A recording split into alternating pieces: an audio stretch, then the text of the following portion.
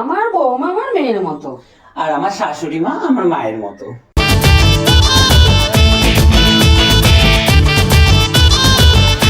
আরে বাবু, তুমি বিশ্বাস করো, আমি তোমাকে ছাড়া আমি কাউকে ভালোবাসি না। আরে না গো, কেউ ছিল না আমার জীবনে, তুমিই একমাত্র।